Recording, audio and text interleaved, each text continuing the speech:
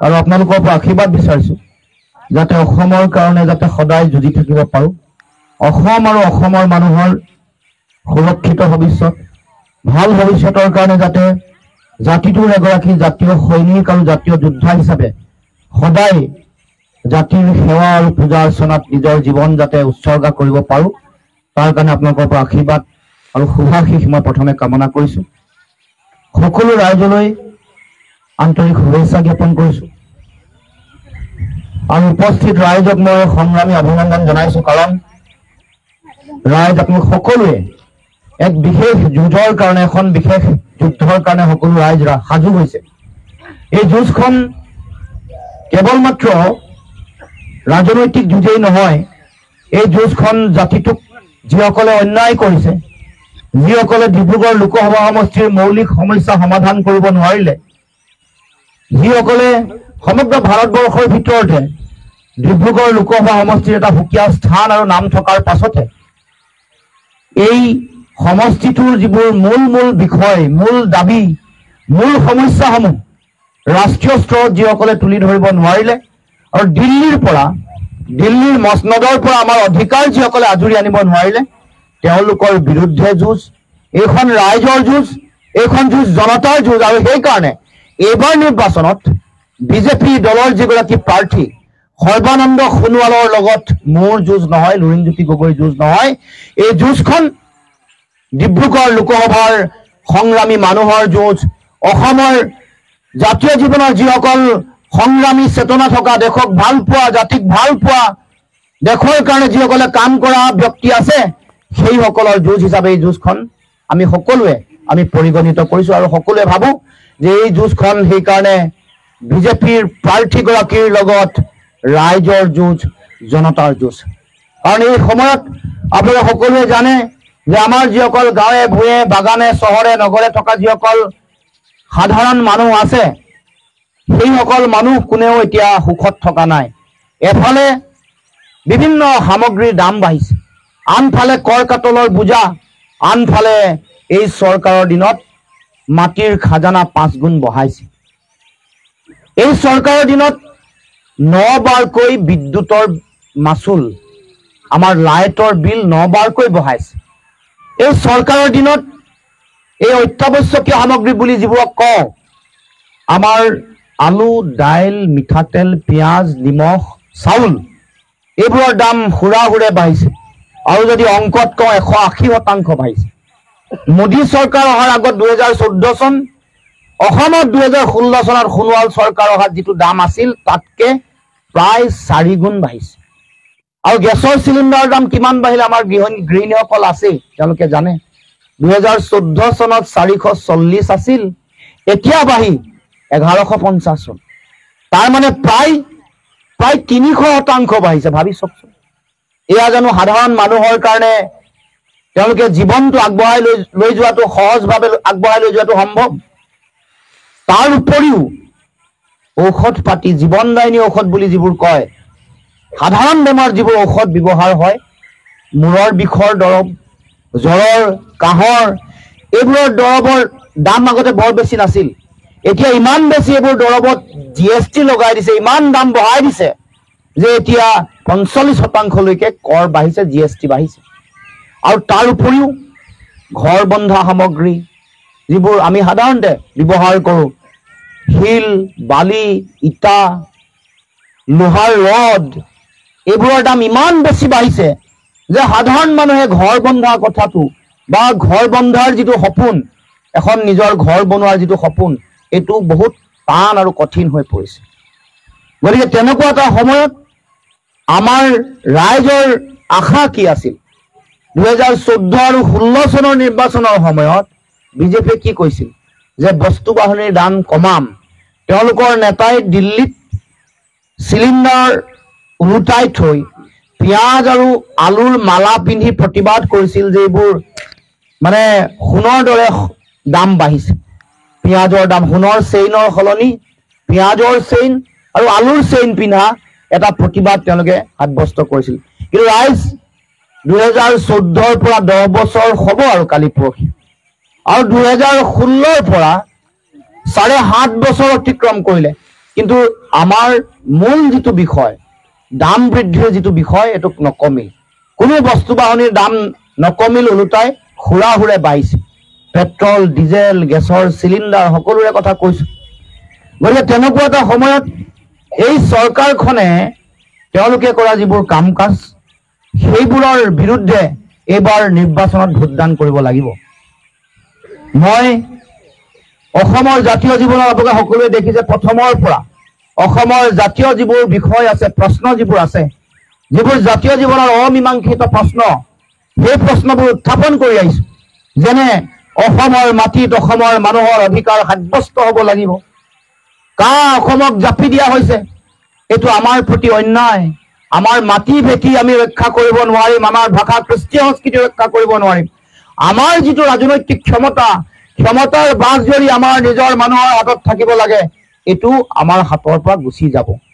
আমাৰ মাটি ভেটি বেলেগে কাঢ়ি ল'ব অবৈধ বিদেশীক নাগৰিকত্ব দিলে তেওঁলোকে ল'ব এই বাগান য'ত আমি আছো এই বাগানৰ কাষত আমি থিয় হৈ আছো বাগানৰ মানুহৰ মাটিও তেওঁলোকক দিব লাগিব আজি আমাৰ চাহ শ্ৰমিকসকলে এই বাগানত তেওঁলোকে শ্ৰম কৰি আছে তেওঁলোকে কাম কৰি আছে আজি তেওঁলোক এই বিদেশীসকল অহাৰ ফলত আমাৰ যিসকল চাহ শ্ৰমিক আছে তেওঁলোকৰ এই বাগানৰ তেওঁলোকৰ কাম গুচি যাব কাৰণ কম পইচাত বাংলাদেশৰ যিসকল ব্যক্তি আছে তেওঁলোকে চাকৰি বাকৰি কৰে আমাৰ অসমত আপোনালোকে জানে গাঁও অঞ্চলৰ মানুহৰ মাটিৰ পট্টা নাই বাগানৰ অঞ্চলৰ মানুহৰ পট্টা নাই যোৱা কালি মই লক্ষীপথাৰলৈ গৈছিলো তাত 22খন গাঁও আছে যি 22খন গাঁও এতিয়াও তেওঁলোকৰ মাটিৰ পট্টাৰ অভাৱ আমি দেখিবলৈ পাইছো বুঢ়ীদিহিং মৌজা 6খন গাঁও এনেকুৱা আছে যিকেইখন গাঁও এতিয়া তেওঁলোকে বনাঞ্চলত বসবাস কৰা বুলি তেওঁলোকক উচ্ছেদ কৰিবলৈ বিচাৰিছে তাৰ মানে আমাৰ অসমত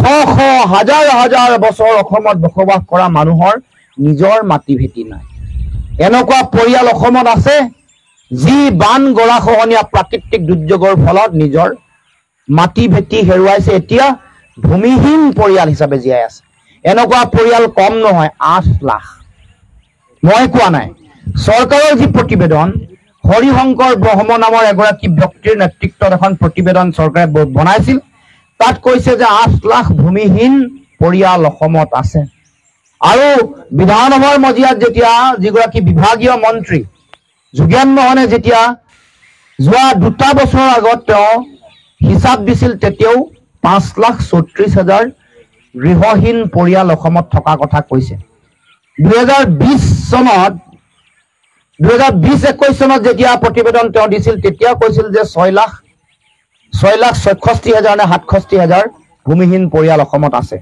তাৰ মানে এইবোৰ কথা চৰকাৰে কোৱা কথা এতিয়া আপোনাৰ মোৰ আমাৰ নিজৰে মাটি বাৰী নাই আমাৰ ককাই ভাই কোনোবা দদাই কোনোবা নিচাদৌ কোনোবা ভাই ভতিজাৰ আজি মাটি বেটি নাই ভূমিহীন হৈ তেওঁলোকে জীয়াই থাকিব লগা হৈছে বাগানৰ মানুহে ম্যাদী পট্টা নাপায় গাঁৱৰ মানুহে ম্যাদী পট্টা নাপায় আৰু তাৰ বিপৰীতে নাগৰিকত্ব সংশোধনী আইন তাৰমানে কা জাপি দি বিদেশীক নাগৰিকত্ব দি তেওঁলোকক আমাৰ মাটি ভেটি দিব এইটো আপোনালোকে মানি ল'ব পাৰেনে এইটো কথা ৰাইজ এইটো কথা মানি ল'ব পৰা কথা নহয় কাৰণ আজি ইয়াৰ প্ৰভাৱ আজি দেখা নাই কা আইনখনৰ কাইলৈ দেখিব বাগানৰ মানুহেও দেখিব গাঁৱৰ মানুহেও দেখিব এতিয়া বাগানত থকা সকলো মানুহে এইবোৰ কথা গম পাইছে যে তেওঁলোকে আহিলে তেওঁলোকে কম পইচাত খাটে কম টকা পইচাত খাটে আজি বাগানৰ যিটো মজুৰি তাতকৈ কমত খটা আৰম্ভ কৰিব তেওঁলোকক মজুৰি তেওঁলোকক চাহ বাগানত নিযুক্তি দিব শ্ৰমিক হ'ব আৰু চাহ বাগানৰ আমাৰ যিসকল শ্ৰমিক আছে তেওঁলোকে নিজৰ কাম হেৰুৱাব লগা হ'ব গতিকে এইবোৰ কথা আমাৰ বৰ ডাঙৰ বিষয় এইবোৰ সকলোৱে বুজি পাব লাগিব গতিকে আজি উপলব্ধি নকৰিব কিন্তু 50 বছৰ 40 বছৰ 100 বছৰৰ পিছত ইয়াৰ প্ৰভাৱ আপুনি মইতো এইখন পৃথিৱীত নাথাকিম আমাৰ ল'ৰা ছোৱালী আমাৰ নাতি পুতি আমাৰ সন্তান সন্ততিয়ে তেওঁলোকে ক'ব যে এইসকল ব্যক্তিয়ে আমাক জাতিটোক কৰা অন্যায়ৰ বিৰুদ্ধে মাত নামাতিলে কাৰণে আজি আমাৰ মাটি বাংলাদেশীয়ে লৈ ল'লে আমাৰ বাগান বাংলাদেশীয়ে লৈ ল'লে গতিকে ৰাইজ সেই যিসকলে অন্যায় কৰিছে জাতিটোক অসমক তাৰ ভিতৰত অন্যতম ব্যক্তিগৰাকী হ'ল বিজেপিৰ প্ৰাৰ্থীগৰাকী কাৰণ কা যেতিয়া জাপি দিছে তেওঁ অসমৰ মুখ্যমন্ত্ৰী 5গৰাকী শ্বহীদক যেতিয়া গুলীয়াই হত্যা কৰিছে তেওঁ অসমৰ মুখ্যমন্ত্ৰী। যেতিয়া অসম চুক্তিত নচ্ছেদ কৰি দিয়া হ'ল তেতিয়া তেওঁ অসমৰ মুখ্যমন্ত্ৰী। অসম চুক্তিৰ 6 নম্বৰ দফা প্ৰতিবেদন দি কমিটি বনাই যেতিয়া কাৰ্যকৰী নকৰিলে, দিল্লীত যেতিয়া জমা নিদিলে, ধোঁৱা চাঙত তুলি থলে, সেই সময়ত তেওঁ মুখ্যমন্ত্ৰী। 6 জনগোষ্ঠীৰ জনজাতিকৰণ, মৰাণ, মটক, আমাৰ চাহ জনগোষ্ঠী বা আদিবাসী বা আহোম বা চুতীয়া আৰু কোচ ৰাজবংশীসকল, তেওঁলোকক জনজাতিকৰণ নকৰিলে, সেই সময়ত তেওঁ মুখ্যমন্ত্ৰী। যিসকল জনজাতি আছে, যিসকল ST আছে, তেওঁলোকৰ 6 শিডিউল এৰিয়াত তেওঁলোকৰ অধিকাৰ যেতিয়া সাব্যস্ত হোৱা নাই, মুখ্যমন্ত্ৰী তেওঁ নতুবা তেওঁ দিল্লীত আছে সংসদৰ মজিয়াত, যাৰ কাৰণে তেওঁ যুঁজিব লাগিছিল, নুযুঁজি তেওঁ মনে মনে থাকিল, আত্মসমৰ্পণ কৰিলে আৰু নিজৰ জাতিটোৰ যিটো ধ্বংসযজ্ঞ এইটো নিজে নিজে মনে মনে আহুতি দি আছে। তেওঁ নীৰৱ দৰ্শক হৈ, চৰ্দাৰ হৈ জাতিটোক কৰা অন্যায় নীৰৱে মনে মনে চাইছে। গতিকে ৰাইজ, আপোনালোকৰ এইটো বিচাৰ কৰাৰ সময়। আপোনালোকে এই কথা বতৰাবোৰ এটা জাতিক, আমাৰ মানুহক কৰা অন্যায়ৰ উত্তৰ দিয়াৰ সময়। উত্তৰ দিবলৈ 5 বছৰৰ মূৰত এবাৰে পায় সুযোগ, এই নিৰ্বাচন, লোকসভা নিৰ্বাচন। নহলে নিৰ্বাচনৰ সময়ত আমাৰ ৰাজনৈতিক ব্যক্তিসকল আহে যায়, আপোনালোকৰ সমস্যা কিন্তু কেতিয়াও সমস্যা হৈ থাকে, সমস্যাৰ সমাধান নহয়। গতিকে মই আপোনালোকক এটা কথাই ক'ব পাৰো যে মই ৰাজনীতি কেৱল নিজৰ জীৱন আৰু জীৱিকাৰ কাৰণে ৰাজনীতি কৰা নাই। নহলে মই যদি নিজৰ জীৱনৰ কাৰণে ৰাজনীতি কৰিলো হলে, যিবোৰ ৰাজনৈতিক দলে ৰাজ কৰি আছে, যিবোৰ ৰাজনৈতিক দলৰ সংগঠনৰ ভেটি শক্তিশালী, তালৈ গৈয়ে মই যোগদান কৰিলো হলে, হয়তো বিজেপি নতুবা কংগ্ৰেছ। কিন্তু মই ভাবিছো যে মোৰ অসমৰ মানুহৰ যিটো জাতীয়তাবাদী ধৰা, য'ত স্বাভিমান আছে, য'ত মানুহৰ মনৰ কথা কয়, আমাৰ প্ৰতিটো ভাষা কৃষ্টি সংস্কৃতিৰ মানুহৰ সমন্বয়ৰ কথা কয়, সেই চিন্তা, সেই আদৰ্শ, সেই দৰ্শনক মই নিজৰ জীৱন দিব লাগিব। মই ৰাজনীতি মানুহৰ কাৰণে কৰিব খুজিছো।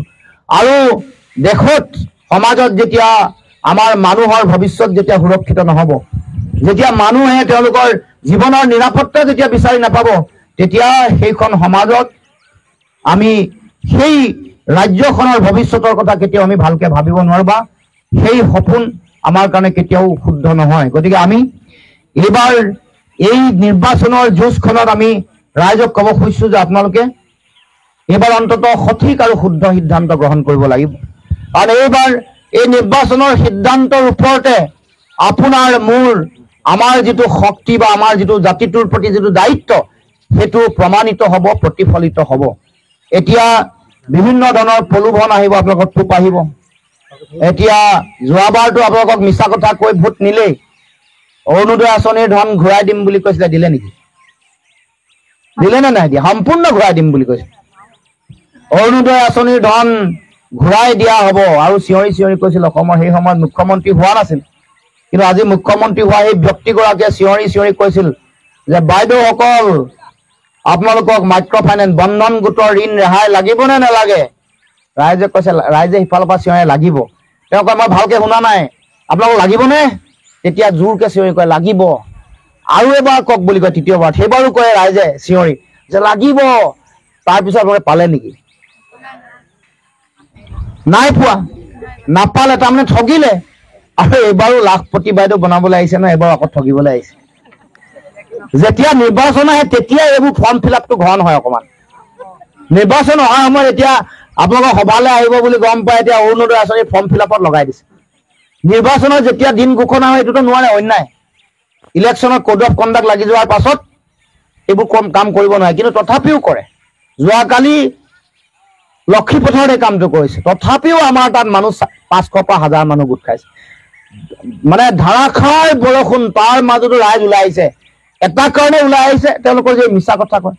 কিন্তু মই ভাবো যে ৰাইজে এইবাৰ বুজি পাইছে কাৰণে আমাৰ মহিলাৰ সংখ্যা বেছি। তেওঁলোকে মহিলাক লক্ষ্য কৰিয়ে লয়। যোৱাবাৰ বন্ধন গোটৰ ঋণ ৰেহাই হৈ এইবাৰ লাখপতি বাইদেউ এইবাৰ কামত দিয়া নাই। এইবাৰ এইটো দৰৱ কামত দিয়া নাই। ৰাইজেও কৈছে যে আমাক এইবাৰ বাকী নচলিব, বাকী মানে ফাঁকি। গতিকে এইবাৰ নগদ দিয়া দি, নগদ দিবা, নগদানক দি কাৰবাৰ দিবা, যদি আগতে পাওঁ তাৰপিছত সিদ্ধান্ত ল'ম।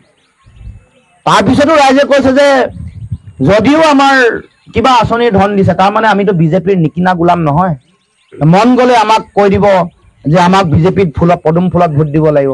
আৰু আমি কথা পাতি আছো এতিয়া পদুম ফুল মানে পদুম ফুল হৈ থকা নাই, পদুম ফুল এই মিছা প্ৰতিশ্ৰুতি দিয়াৰ কাৰণে পদুম ফুল এতিয়া এপ্ৰিল ফুল হৈ গৈছে। মানে যিমান মিছা কথা কয় সিমান কয়। জাতি মাটি ভেটি ৰক্ষা কৰিম বুলি কৈছিলে, মাটি বাংলাদেশক দিলে। ভেটি কা আইনখন জাপি দি আমাৰ ভেটি বাংলাদেশক দিবলৈ ওলাইছে। মাটি আৰু ভেটিত গ'ল যেতিয়া জাতি আৰু ক'ত থাকিব? দুৰ্নীতিমুক্ত অসম হ'ব বুলি কৈছিলে। আমাৰ সোণোৱাল চাহাবৰ দিনত SI কেলেংকাৰী হ'ল, PNRD কেলেংকাৰী হ'ল, বন বিভাগৰ কেলেংকাৰী হ'ল, জনসংযোগৰ কেলেংকাৰী হ'ল। মই এই কয়লা সিন্ডিকেট, সুপাৰী সিন্ডিকেট, গৰুৰ সিন্ডিকেট, মহৰ সিন্ডিকেট, পানৰ সিন্ডিকেট, কণীৰ সিন্ডিকেট, শিলৰ সিন্ডিকেট, বালিৰ সিন্ডিকেট এইবোৰৰ কথা নকয়। ওৰে দুৰ্নীতিমুক্ত অসম নহ'ল, বানমুক্ত অসম হ'ব বুলি কৈছিল। হ'ল নেকি? বানপানী নাইকিয়া হ'ল নেকি অসমত? বান গৰাখহনীয়া ৰাষ্ট্ৰীয় সমস্যা হিচাপে ঘোষণা কৰিম বুলি কৈছিল। হ'ল নেকি? 6টা জনগোষ্ঠীৰ জনজাতিকৰণ দিম বুলি কৈছিলে। হ'ল নেকি? তাৰমানে সেইকাৰণে পদুম ফুল হৈ থকা নাই, এপ্ৰিল ফুল বনি গৈছে। গতিকে ৰাইজ, আমি এবাৰ কিন্তু সিদ্ধান্তটো লওঁতে আমি সঠিক আৰু শুদ্ধ সিদ্ধান্ত ল'ব লাগিব। গতিকে ৰাইজক মই আহ্বান জনাইছো যাতে আপোনালোকে সকলোৱে এই কথা বতৰাবোৰ মনত ৰাখে, কাৰণ এতিয়া প্ৰলোভন দিবলৈ, টকা দিবলৈ আপোনালোকৰ ওচৰলৈ আহিবই বিজেপি মানুহ। এতিয়া ঘূৰা মেলা কৰিছে, আনকি MLA শুনিছো বোলে বুথে বুথে গৈছে। এতিয়া বুথে বুথে যাওঁতে ৰাইজে প্ৰথমে সুধিব লাগে যে 440 টকাৰ চিলিণ্ডাৰ কিয় 1150 হ'ল? আমাৰ বাগান অঞ্চলত 351 টকা দিন মজুৰি দিম বুলি কৈছিল, কিয় নাই দিয়া? বাগানবোৰত প্ৰতিখন হস্পিটেলত ডক্তৰ দিম বুলি কৈছিলে, কিয় হস্পিটেলত ডক্তৰ নাই, কম্পাউণ্ডৰে চলাই থাকে? সুধিব লাগে। আৰু ইয়াত চাহ বাগিচাৰ বহুত মানুহ আছে। আমি আমাৰ বিৰোধী ঐক্য মঞ্চ, কংগ্ৰেছ, জাতীয় পৰিষদ, ৰাইজৰ দল, আমাৰ চৰকাৰ হলে আমি এটা বিশেষ প্ৰতিশ্ৰুতি দিছো। আমাৰ যিসকল মহিলাই কলম দিয়ে নহয়, 12 নল কলম দিব লাগে।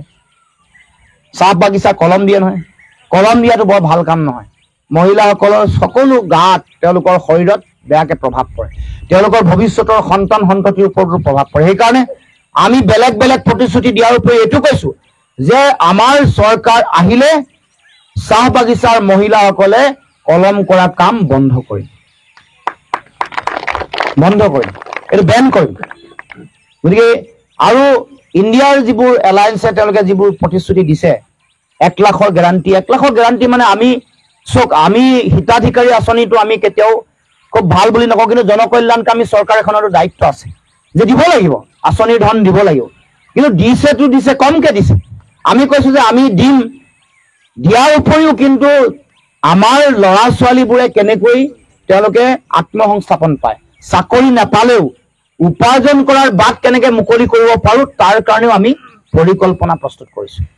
পৰিকল্পনা এনেকুৱা যে আমি আগতে কিছুমান ধাৰণা দিছিলো, ইউনিভাৰ্চেল বেচিক ইনকম বুলি কয়। তাৰমানে ছাত্ৰ ছাত্ৰীসকল যেতিয়া শিক্ষা দীক্ষা সাং কৰি ঘৰত এনেই বহি থাকে, যেতিয়ালৈকে চাকৰি নাপায় বা যেতিয়ালৈকে তেওঁলোকে কাম কাজ কৰি টকা পইচা অৰ্জন কৰিব নোৱাৰে, তেতিয়ালৈকে আমি এটা ভাত্তা দি থকা, মানে তেওঁলোকক ষ্টাইপেণ্ড দি থকা কথা কৈছো। ষ্টাইপেণ্ড দি ঘৰত বহি হাত সাৱটি বহি থাকি এইটো তেওঁলোকে যিটো ষ্টাইপেণ্ড ভাত্তা পাব লাগে নাপায়।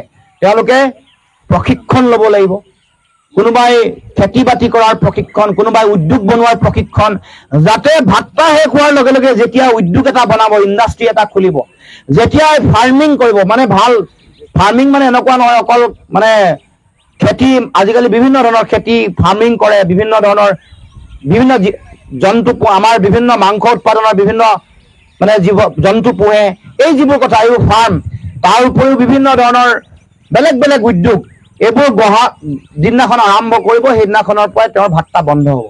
তেওঁ কাম কৰা আৰম্ভ কৰিব, তেওঁ উৎপাদন কৰিব আৰু তেওঁ টকা পইচা আহৰণ কৰি এতিয়া আৰু চৰকাৰৰ ওচৰত হাত পাতি ভিক্ষাৰ টোপোলা পাতি তেওঁলোকে হাত পাতিব নালাগে। ল'ৰাই উপাৰ্জন কৰিব, মাক দেউতাকক ধুনীয়াকে খুৱাব বোৱাব, সহায় কৰিব, নিজৰ ভায়েক ভতিজাকক পঢ়াব।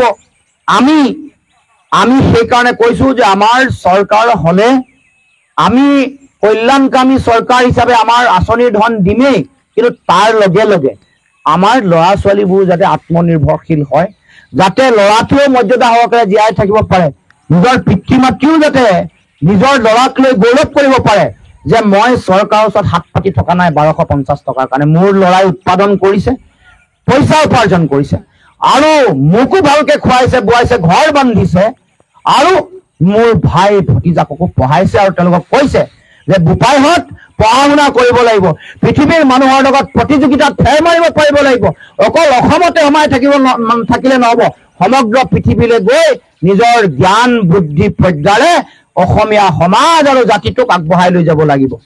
তেনেকুৱা এটা পৰ্যায়লৈ আমি আমাৰ দলে বা আমাৰ বিৰোধী ঐক্য মঞ্চে আমি পৰিকল্পনা কৰিছো আৰু চৰকাৰ হলে এইবোৰ আমি কাৰ্যকৰী কৰিম। গতিকে ৰাইজ, আপোনালোকৰ কথাবোৰে দিল্লীত কবলৈ কোনোবা নহয় কোনোবা মানুহ লাগে, আপোনালোকৰ অধিকাৰ আজৰি আনিবৰ কাৰণে কোনোবা নহয় কোনোবা মানুহ লাগে। আমাৰ এই যে তেলৰ যি আমাৰ অইল ইণ্ডিয়া লিমিটেড আছে, এইবোৰ উদ্যোগ শক্তিশালী কৰিবৰ কাৰণে, নতুন নতুন প্ৰকল্প প্ৰজেক্ট আনিবৰ কাৰণে দিল্লীত আপোনালোকৰ প্ৰতিনিধি লাগে। এই চাহ বাগিচা অঞ্চলৰ মানুহৰ তেওঁলোকৰ দিন মজুৰি বঢ়াবলৈ কবৰ কাৰণে মানুহ লাগে। আমাৰ নামৰূপ সাৰ কাৰখানাৰ চতুৰ্থ গোটটো আজৰি আনিবৰ কাৰণে মানুহ লাগে। 6 জনগোষ্ঠীৰ জনজাতিকৰণৰ কথা দিল্লীত কবৰ কাৰণে মানুহ লাগে। আমাৰ ৰাষ্ট্ৰীয় ঘাইপথ যোৱা 10-12 বছৰ ধৰি 4 লেনটো আজিলৈকে সম্পূৰ্ণ হোৱা নাই। এই অন্যায়ৰ বিৰুদ্ধে